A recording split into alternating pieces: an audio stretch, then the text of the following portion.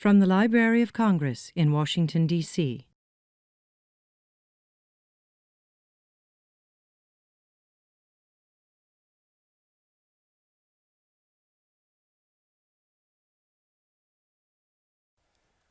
Welcome. We're here at the Library of Congress. My name is Steve Winnick, and I'm here with my colleague Valda Morris. We both work in the American Folklife Center at the Library of Congress, and we're here interviewing Barbara Freeman, who is a prominent storyteller who's been telling stories around the country for 48 years. 48 years. Wow. So we're interested, first of all, in your early life and what got you interested in storytelling. Well, I was always the kid on the block that had the lemonade stand, and so I learned from my dad, too. He was a joke teller. I didn't always understand his jokes, which I think was a blessing as a little girl, but my family always told stories, but on each other.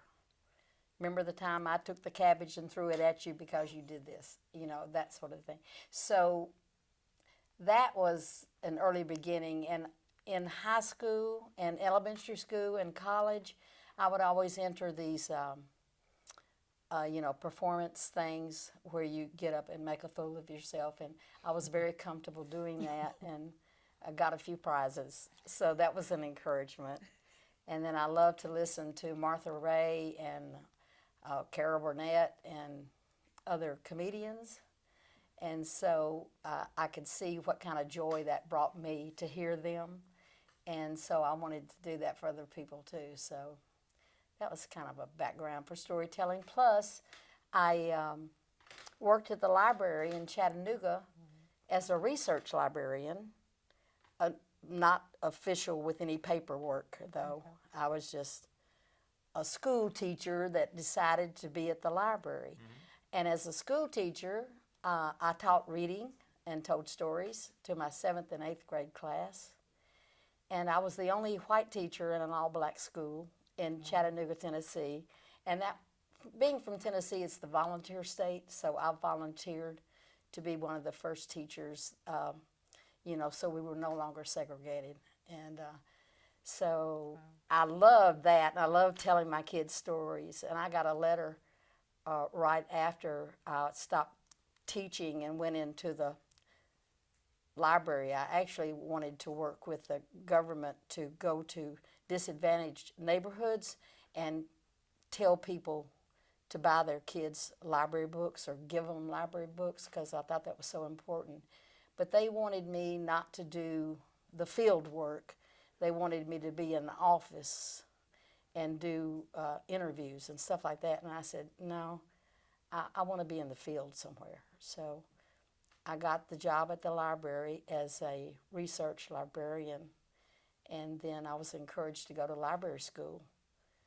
And they wrote a letter for me, so I got a full fellowship. And so that was wonderful, because I failed all the math exams. I did. They thought I didn't take the test. They said, you aced the English, but were you sick for the math part? And I said, no, I filled it out as best I could. But they gave me a chance anyway, and a fellowship. So I got my degree in library science, and then they asked me to be children's librarian at Chattanooga, Tennessee. So I got to tell stories to all the little elementary kids, and then they asked me to be the young adult librarian, head of that department, so I got to tell to the teenagers. The college was right next door, and the students came over for drama classes and all like that, so I got to tell to the older. And then I was being asked to come and do young adult book conferences and give a workshop on storytelling. And meanwhile, Connie came up to visit me, and she said, I don't have a real job. I've just been in Europe traveling in my Volkswagen, and I said, well, we need somebody to tell stories to disadvantaged kids that economically are poor and make them love books. Mm-hmm. So we'll give you a little bookmobile. You'll be called Miss Daisy. You'll wear a Daisy outfit on your blue dress, and you'll go to these neighborhoods and tell stories and hand them books. And if the books come back destroyed because there's 5 or 6 kids in the same bed, then you just tell them, honey, here's another book. Just put it on top of your refrigerator. We want them to love reading and, love the books. So Connie did that for 3 years. I was already there at the library for a year. So after 4 years, we said, Pooey, we're being asked to come to folk music festivals and stuff, and that looks like fun. Let's just become traveling professional storytellers. And we did. Wow. So that was amazing. So how did you, tell me about the life on the road. Like, so you packed up, you decided to leave your job after so many years. Yeah, jobs we And then- loved too. Yeah. And then, so how did you finance that? Well, we didn't have a job in the world when we quit our jobs and cashed in our life insurance and sold everything we owned. And I had a Datsun pickup truck. We put a little topper on it, and we were down the road. But we had tickets to a major folk festival near Woodstock in New York, Fox Hollow. And it had famous people, Joan Baez type people and stuff like that. So we got there as audience, and our campground was flooded that night. It was the water was rising from the Little Hoosic Creek all the way up like 3 feet. And so they knocked on the door of our camper and said, get out of here fast. And it was like, oh, Connie, we can. Connie said, now. She's very organized. And so we drove out through the water and the flood. And there was a person at the end of the campground said, y'all come and camp with the professional music people, the performers, the stars, and you can have a little spot there. So we met people during the day, and at night we set up a campfire, and we had told a lot of the stars and a lot of people at the festival, just come over, we're going to tell stories. We're traveling storytellers. And at that campfire was Sandy Patton from Folk Legacy Records, and he said, and other people, Bob Zentz, some famous people, and they said, come on to Connecticut next week. We're having a festival. We've already got all our booking, but if we have time, we'll put you on the stage. And we got there, and he said, we've only got time for one of you, and we'll put you on the stage. And so they asked me to tell Wicked John and the Devil, and I did. So we couldn't get off the stage before people were coming up to us saying, I run a coffee house in California, and I'll fly you out to New York from my coffee house. And a teacher came up and said, I have a daycare center right down the street, and I want to hire you to come tomorrow morning. So, and Bob Zentz said, I've got the Old Dominion Festival next month, and I not only want you to come there and tell stories, but I want you to go to the university and teach a 6-month course on storytelling. So, we didn't have a business card. We didn't even have a name then. But in Connecticut, actually somebody said, well, if you're concerned about the word storytelling, meaning it's going to just be for 3, 4, and 5-year-olds, why don't you just call yourself the Folktellers? And then it's for all the folks. So that was cool. And then another wonderful man named Bob Dahmer ran off on his print machine a little business card for us and our first brochure. And it was really, really sweet. That is sweet. So you mentioned Wicked John and the Devil, and now from what Connie said, you got that story from Ray Hix and his family. Yeah, actually, I had been telling it at the library from Richard Chase's book. Oh, sure, yeah. Wicked John and the Devil. I had been telling it to the young adults, and also from I actually had gone up to near Banner Elk, where there was a little local festival, and I had met Ray Hix before he even came to the National Storytelling Festival in Jonesboro, Tennessee. But I had met him, and I had heard him tell Wicked John and the Devil, and I showed him, my book, and I said, gosh, I'd really love to learn that. And he said, well, you learn it. You just learn it. you know. So I had learned it, and then when he came a year later to Jonesboro, Tennessee, I asked him to tell it again to Connie and I, and so we both got to listen to him tell it, and he tells it much better than I do, you know. So he's the kingpin. Yeah, tell us a little about how you came to meet him and work with him. Well, having met him at Banner Elk, Yeah. and then getting with him again at Jonesboro, Tennessee, Connie and I really wanted to go up there and sit on his porch and just soak him in, you know. And when we got there the first time, we were fascinated. He goes from one story to the other, and it was starting to get dark, and it was cold, you know, and we were thinking, man, we've got to go home. But there's no stopping with, you know, as soon as he gets to, and he's been happy ever since with his mom, then he would say, and Jack, he went looking for a unicorn one day. And we'd have to say, Rosa, that's his wife, Rosa, could you come in here, please, and tell Ray we got to leave? And she'd say, Ray, now you need to hush and let these girls go home. Well, I'll just tell them about, and so we went up there so often. And nowadays, once a year, we have a Hix family reunion with all the neighbors and friends, and Ed Stivender from Philadelphia drives down for it, and lots of storytellers will drive from all over. And we just sit around and tell stories and have a good time, even though Ray and Rosa have passed away, and their beloved son, Ted, died within just a couple of weeks of Rosa. And I was with Rosa right before she died. We just love those people so much. They're family. Yeah. So Ray has been a staple, Ray and his family has been a staple in both you and Connie's lives. But And you know, even I was asked to play a cast role in a major motion picture called Winter People. And when I went to do that movie, Winter People is about the mountain people in Appalachia. And I said, you guys, you know, Kelly McGillis and Kurt Russell and Lloyd Bridges, and I said, y'all have got to go up with me and sit on the porch of a winter person. And I took them up there, a lot of the cast, to meet Ray Hix.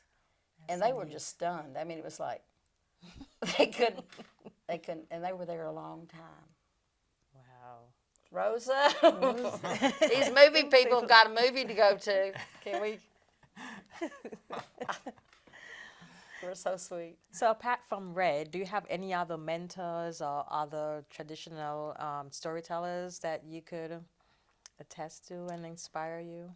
Well, as the years went by, a lot. Well, like I said, in the funny world, you know, for me it was Martha Ray and Carol Burnett and other just very, very funny people. But since Connie and I were kind of the first ones out of the gate, you know, we didn't have any except Ray, maybe. But we very soon were able to travel to St. Louis to be with my brother and his family, and wherever our families were, you know, we would set up jobs there, call the library and find out what festival they were having and send our little brochure and see what we could do. So we met Gamble Rogers, and he was mostly 90% music, but his introductions to his stories were phenomenal. And we said, you have got to come to Jonesboro, Tennessee. And so he inspired me he came with a lot more story and a little bit less music, you know. But he was, I don't know if y'all know this, but he died holding out his hand to save a person's life in St. Augustine, Florida, on the beach. And Gamble couldn't even swim. But a little child came running up, my daddy's drowning. And Gamble looked, and he went out into the water, stretched out his hand, and pulled that man out. But Gamble drowned, you know. So And he was like that in real life anyway. He was always holding out his hand to us. Well, thank you for remembering him here. Yes. So you mentioned several times the festival that you brought Gamble to and other people, the National Storytelling Festival in Jonesboro. Explain the importance of that festival in setting you on the path of being a storyteller. Well, the fun thing about that festival was that Jimmy Neal Smith, who later became the mayor of Jonesboro, was listening to the radio, and he heard Jerry Clower, you know, Marcel and the Chainsaw kind of comedian on the radio. And he said, you know, I'm a journalist teacher here. I'd like to interview him. Let's get him here and have a storytelling festival. And we'll have it at the high school, maybe 3,000 people. Maybe we can pack the place. And we'll just have a storytelling festival, and I'm going to write to some of the politicians and stump speakers and stuff like that and get them to come, and we'll just have a festival. And meanwhile, Connie had written to him, and he had written back and wrote a letter to me too as the nearby librarian and said, y'all come to the festival. I don't think he said at that time we could tell stories. He just said come. So we both went, and it was 20 people on the front porch, you know, and we had the stump speakers. And then he said, anybody out there in the audience want to get up here and tell a story? Well, Connie and I were, you know, just running toward the stage. We weren't telling Tandem then.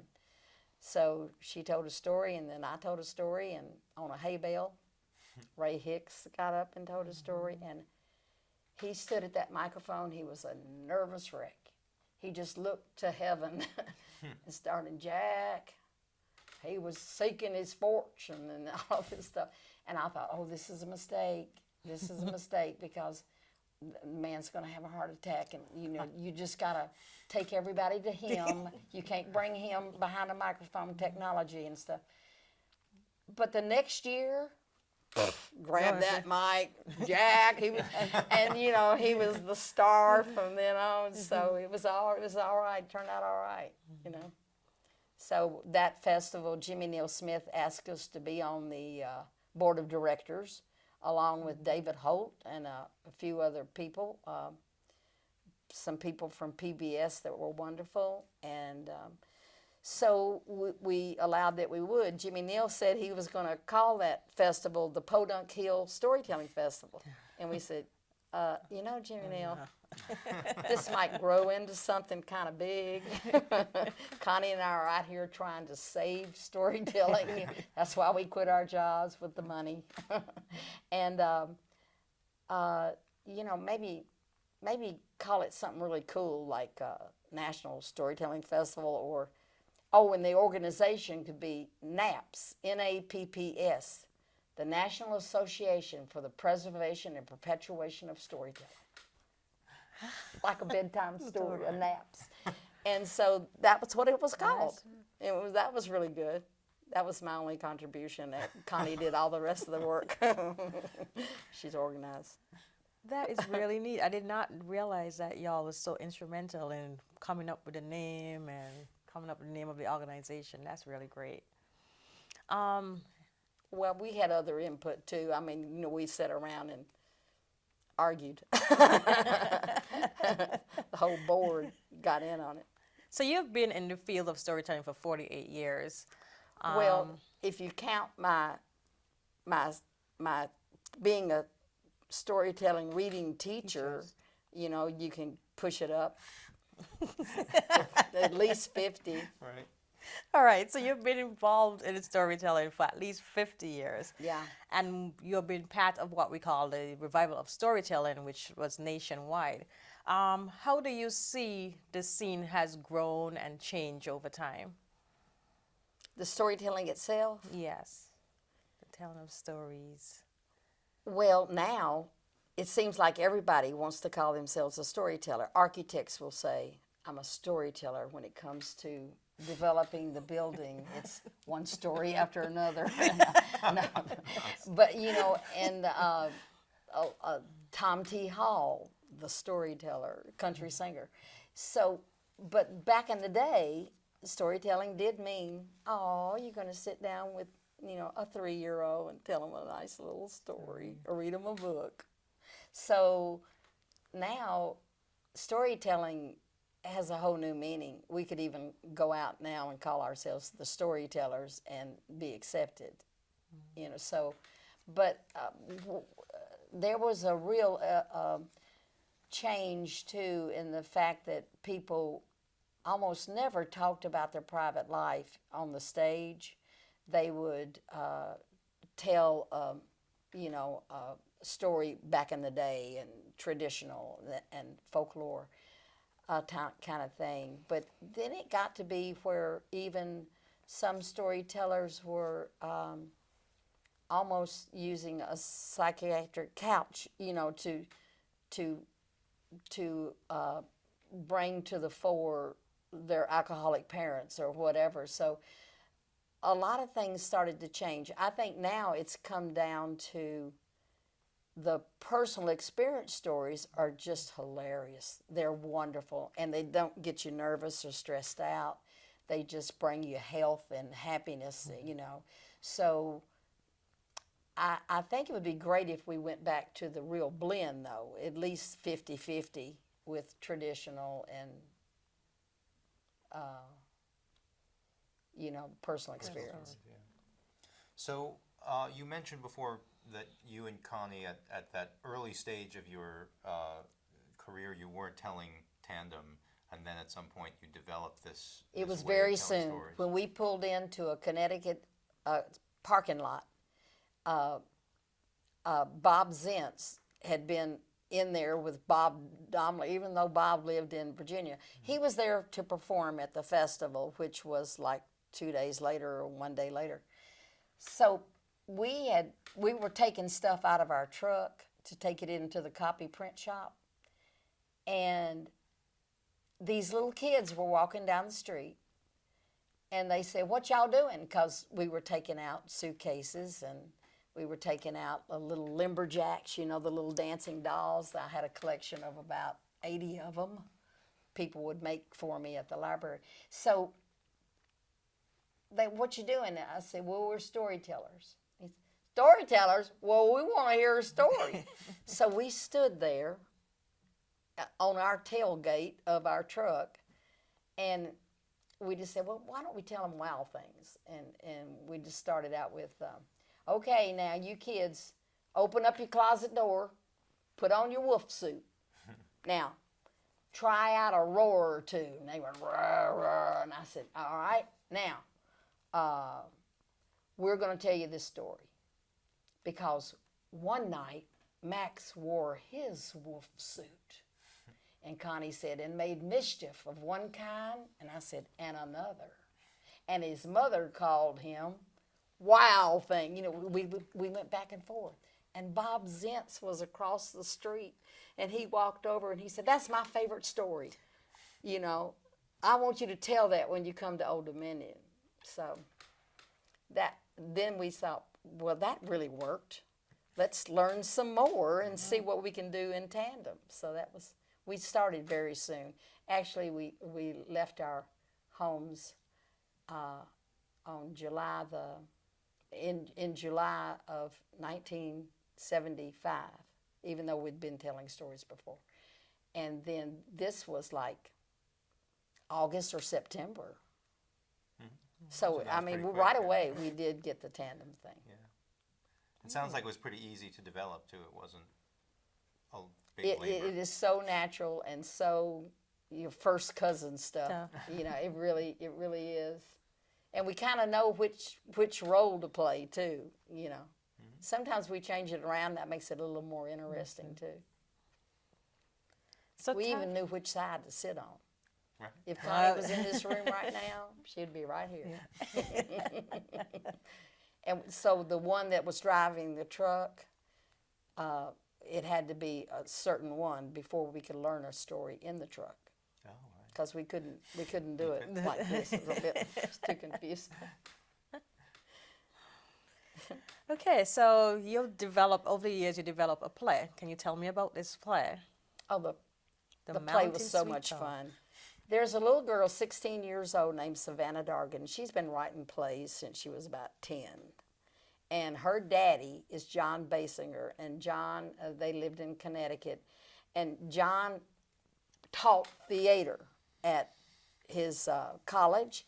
And he also wrote plays and had, produced them, directed them, and had either the students or famous stars that came to Connecticut do the theater pieces in the summer, like summer stock kind of thing. Mm-hmm. Well, John, we had met him earlier and asked him to come to Jonesboro because he was also an interpreter for the hearing impaired in sign language.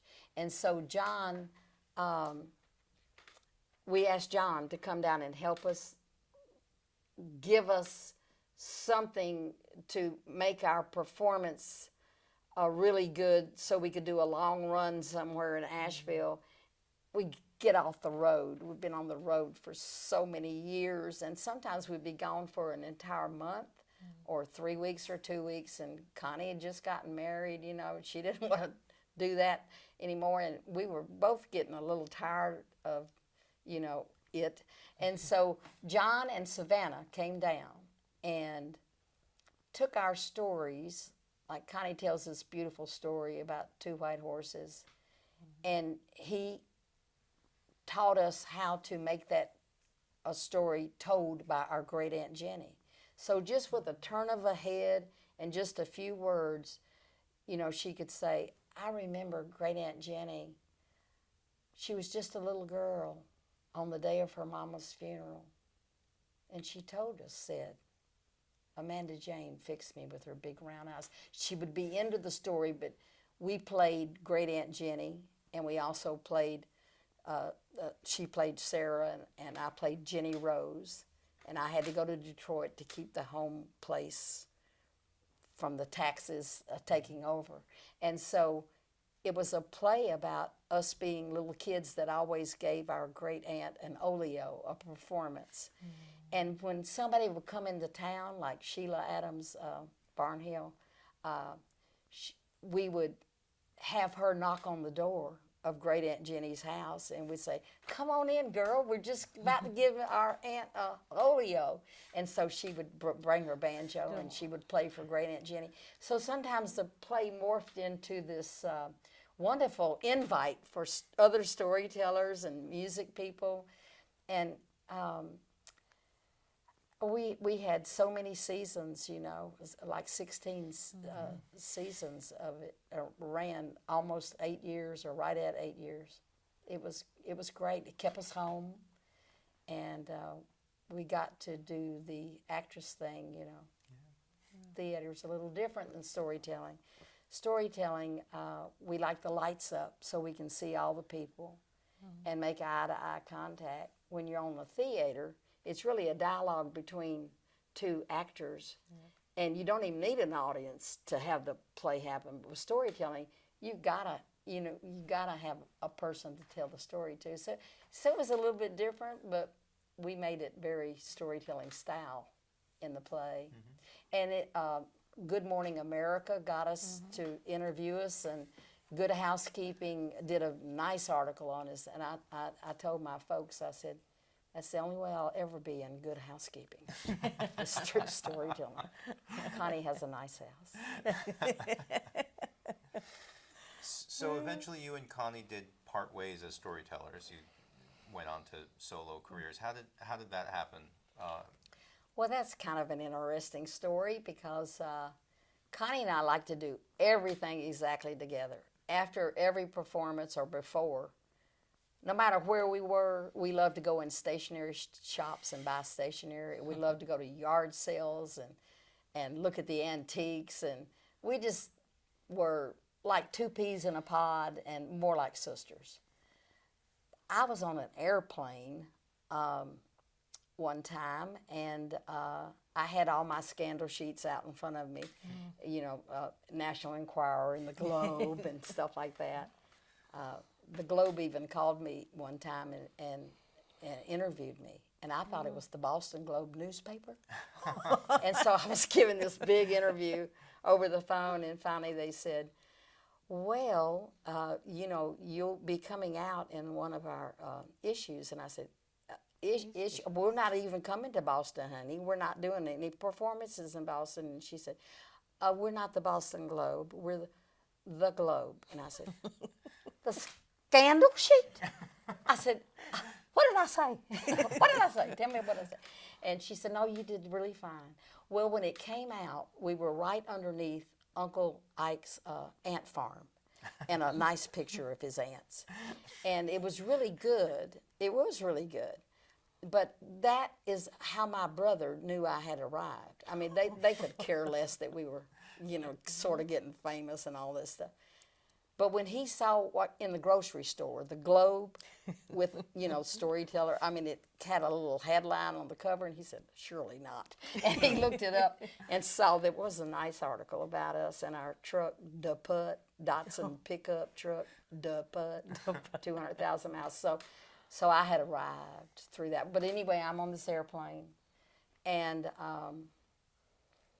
somebody handed me a newspaper about a miracle happening in Medjugorje, Yugoslavia, a communist country. The Blessed Virgin Mary appearing to some children. And I hadn't been in a church or thought about it for 22 years. So this is 1987 on September the 14th. And so I'm reading this paper, and it says, her first message, dear children, I have come to tell you that God exists and he loves you. And for some strange reason, I knew in my heart that it was true. And then I went to the back, like I always do. I hate to tell this because I was a librarian, but I always read the ending of every book. I don't like surprises. So I went to the back.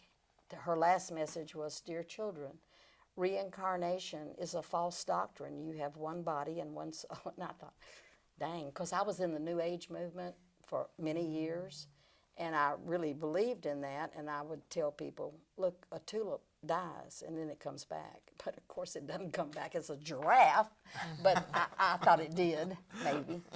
And 2 weeks before, I had been on an airplane, and the cargo door came loose and ripped off, and Connie and I were told, and everybody else, to get in the crash position.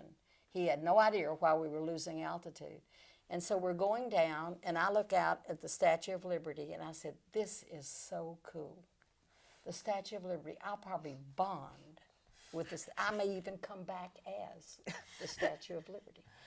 And people were praying, and some were crying, some were kind of humming or singing. And all I wanted was a stick of gum, because my ears were popping off the side of my head. And I heard a lady say, I don't want to die with gum in my mouth.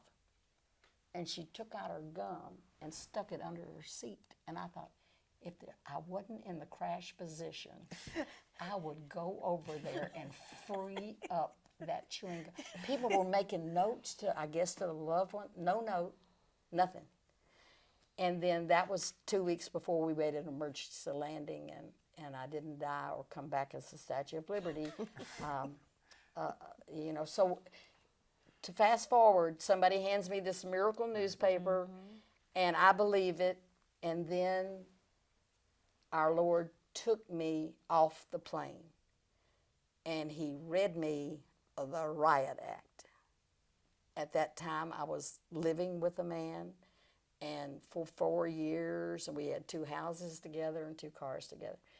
And our Lord said to me, I didn't see him, but I heard his voice, and I knew it was him. I was kind of like in an eggshell or some kind of yellow mist. And he said, I call it fornication, and it greatly offends me. You must amend your life. And he told me 2 other sins I was never again to commit, and put me back on the plane. And it was like, Lord, did they still call you Lord? I didn't even know you were in history. Look, I don't love you because I don't know you, but I'm going to read about you, I'm going to discover you, and I'm sure I'll grow to love you, but to be honest with you, I don't right now. I'm just scared to death of my destiny. He didn't show me hell, but my soul knew that that's where I was headed. So unrepentant sin, the whole 9 yards. So it changed my whole life. So then I thought I had to fix everybody else's life, including my family. You ought to go to Medjugorje. You ought to go to Yugoslavia. It's a communist country. You ought to go anyway. There's a miracle over. And so I did use the Bible, but I hammered people over the head with it, and you can only take so much of that. Finally, Jesus told me, I'm the carpenter, and I fix things, not you. But it was hard on Connie. It was hard on everybody. But I just thought, oh, boy, that's the best news I've ever had in my life. So I really, that changed my life, that experience. And I'm grateful for it, but it also meant that, I said, I now give you chillers, because I'm not going to tell those dark stories anymore. I'm going to go for the light. But it was just, and I'd rather go to Mass and go to church than to go to the stationery stores or go to the yard sales. So I should have been a lot more conscious of Connie and her needs than I was trying to make up for lost time that I had lost with God, So was that answering your question? Yeah. What was your question? No, that was perfect. That was perfect because we always wondered. So you just opened that door. Thanks. So tonight, our program includes both you and Connie back together again on the stage. So what was it like preparing for this? It was so much fun. We met at Connie's house every time, that we did 3 sessions.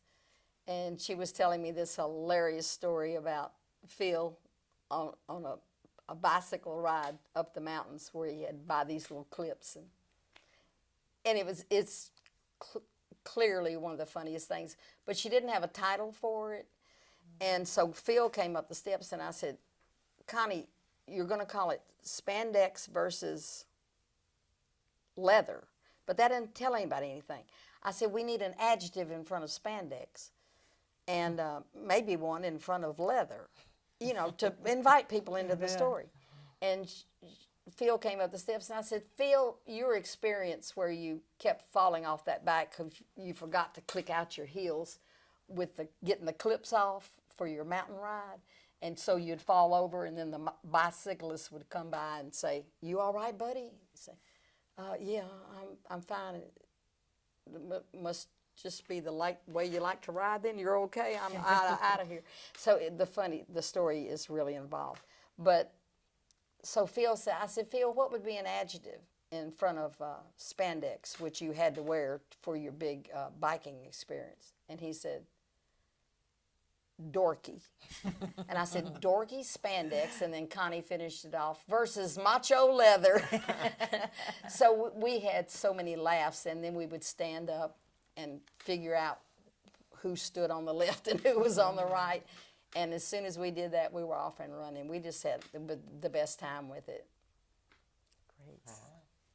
So do you have any favorite types of stories to tell? I mean, you mentioned that you've gone away from the dark stories and toward a certain other kind. So what's that experience like? Well, it's wonderful, but when I first did that, I would develop stories about the saints and martyrs, and also stories when I would go to churches and stuff. Maybe they'd want a story about Billy Graham's wife, Ruth Graham, or if it's an Episcopalian church, they wanted a story about their namesake, St. Andrew or St. Philip. So I was doing all this research. But when I tell those stories, they would appreciate them, but they wouldn't be as well developed and as the ones that I've lived with for 50 years or something like that. So that was a change for me. But then I started finding these really wholesome, wonderful stories that really touch your heart. I'm going to tell one tonight. Mm-hmm. It's called Old Joe and the Carpenter. And with that story, I just started first of all, when I was on that airplane, I asked God to take away from me my sense of humor that could take any conversation and put it into the gutter. And I said, could you please just remove that from me, because that's going to be a hard place for me to return to, and I don't want to return to that. And he did, but when he ripped out the part that he took it all. So that was another reason Connie and I wasn't funny anymore. I really wasn't. And then when he gave it back to me, it was wholesome and, you know, cute little jokes and stuff like that. And so when I don't know. I found stories. He sent me stories. God sent me stories, like the tale of 3 trees, about 3 little trees dreaming what they wanted to become, and I just love that story. It's one of my favorite. The Clown of God, about the juggler who was so poor and he juggled in a church one night on Christmas Eve, and he had no gift to give the child, but he decided to juggle. And the baby in the statue of the Blessed Mother and baby Jesus, the baby was holding on to the golden ball at the end of the story. It's a real sweet thing. So I tell wholesome stories, but I put my sense of humor into them. You know, I tell little side jokes and stuff like that. Like tonight, for Dry Fry, which is an old grandfather tale, I've added that he was also a veterinarian. Yes, sir. He was veterinarian, and right next to his veterinary, he had a little taxidermy shop. It's kind of interesting to have veterinary next to taxidermy. But what's most interesting was the sign he had out front. Either way, you get your dog back. So, you know, stuff like that. I can just inject that because that is part of who I am. And so I can do that with the saint stories too, because there's a lot of funny things that happen to them. So you get these, so where do you look for these materials? Like, how do you come up with these materials? Do you? Well, as a librarian, I really read a lot of books, and I know the endings to all of them. And, of course you do. So it's, and listening to, you know, the old timers and people that I meet. And I tell stories. For the last 5 years, I've gone out to Pisgah View Dude Horse Ranch in Asheville, North Carolina. It's actually in a little down the road in Candler. And when I tell stories to people, I always say at the end of my little concert that it's family reunions and weddings and stuff like that out there all the time. I said, does anybody have a story? And a lot of times their stories are just phenomenal. And the little kids too, they'll do great stories. So I get stories from people and from books. And great. And how do you then craft them into your story? I mean, how do you make a performance out of them? well, one thing I've always done is when I hear a story or read a story, I'll tell it immediately. I'll call somebody, even though I don't know it fully. I'll just call somebody, or I'll get somebody to come over, and I'll try it out on them. And that's the way I learn. You know, I've never been one to kind of write it all down or anything like that. I just treat a story, each story, as if they are my family. If I tell Dry Fry, he's one of my family members. Right. He's like my uncle. Right. And so I don't have to worry about remembering it, because it's happening on the spot in the present moment. And I try not to know the ending of a story because I don't want to be thinking, oh, they're going to love it when I get to that paragraph that says.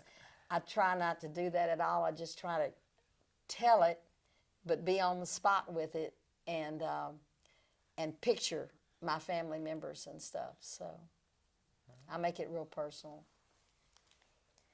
So you've traveled both nationally and internationally telling stories. Can you tell me one of the most unusual place that you told a story? Now that's a good question. That would have been nice if you had called me on the phone and given me a little heads up. Well, I'll tell you, I went to Jerusalem and told the tale of three trees, and that's a story about, one little scene in it is the tree that wanted to look up at he looked up to the heavens and saw the stars twinkling like diamonds, and so he wanted to be made into a beautiful treasure chest inlaid with gold and silver and hold jewels and diamonds, and that was his dream, standing on the hillside. And the second little tree wanted to be a sailing ship made into a large, important vessel and carry kings to and fro. And the third one, I just want to stay on the mountaintop. I don't want to ever leave. I see the hustle bustle of men and women and children in the valley, and I just want to grow tall and taller still. And people, if they want to see me, they'll have to raise their eyes. And when they do, I will point to heaven, and perhaps they'll think of God. I will be the tallest tree in the world. And what ends up is the first tree is instead taken to a carpenter shop once cut down and not made into a beautiful, magnificent treasure chest, but a feed box taken to a farm for animals to eat out of it. And then that develops later on. You see that tree years later as the feed box. But it's a cold, bitter winter night, and golden starlight shone down on the first tree as a young mother placed her newborn babe onto the hay. Her husband said, "I wish I could have made a cradle for him." But that mother, when she saw that smooth, sturdy wood and that golden starlight on her babe, she touched her husband's arm and she said, "This manger is beautiful." And suddenly the first tree knew he was holding the greatest treasure on earth. And the second one, and then the third one. The third one is the tallest tree because she was left in a lumber yard, but on a Friday she was roughly shaken and removed, carried through a mob of angry, jeering people, and she shuddered when a soldier nailed a man's hands and feet to her, and she felt sorrow. But on Sunday morning when the sun rose, so she was the tree of the cross. Wow, powerful. And so those kind of stories, I love to find. That's anonymous, by the way. And to tell it in Jerusalem must have been. And I told it in Jerusalem, and it was a hit. Wow. Because Wow. I just walked the Via Dolorosa and been to Nazareth on my birthday, as a matter of fact. Bethlehem on my birthday. They even sung Happy Birthday to me and Jesus together in the same song. It's like, all right, I'm living high. And those little lumberjacks that I told you about, that I had 80 of them, I had called Gail Haley. She's a famous illustrator of children's books. She won the Caldecott Medal from the library, American Library Association. And I said, "Gail, I want to go to the Holy Land. It's $999, and I'm going to sell my lumberjacks, and I'm just going to keep 2 for the kids, for kids programs." And she said, "Barbara, I've seen them at book conferences and festivals that we've been together." She said, "I'm going to drive down there, spread them out." And I had Minnie Pearl and strain bean Ackerman and horses and toads and roosters and that lumberjack that danced, so cute. And she said, "I'll buy them. I'll give you $1,000. And I said, "That's wonderful. Isn't that just like the Lord, to give you one lousy buck when you get there?" No, it was a blessing. It was a real blessing. But yeah, I love that trip to Jerusalem. I've since been back too. It's wonderful. Wonderful. Well, nothing left except to say thank you to Barbara Freeman for participating in this interview, and to ask if there's anything else that you would like to add, just for the record. Well, Connie and I will tell you, storytelling, if it ain't true, it ought to be. No. Just that, don't be afraid of storytelling. Don't say, "Oh, I could never tell a story." it's like me saying, oh, I could never play the piano. And right now I can't. But if I practiced and if I shared that kind of thing and if I had in my heart the desire for that talent, you just go for it. You tell your story and tell it, don't charge any money for it. Just go and volunteer at the local fire department, at family reunions, whatever you can do. And then if you find that that is your life's dream, live it. Thank you. On behalf of myself and Valda Morris and the American Folklife Center, I'd like to thank Barbara Freeman for this wonderful interview. Thank you. Thank We are you. great. Thank you. Thank you for the trick questions, too. That's great. All righty. Thank you. That was wonderful. This has been a presentation of the Library of Congress. Visit us at loc.gov.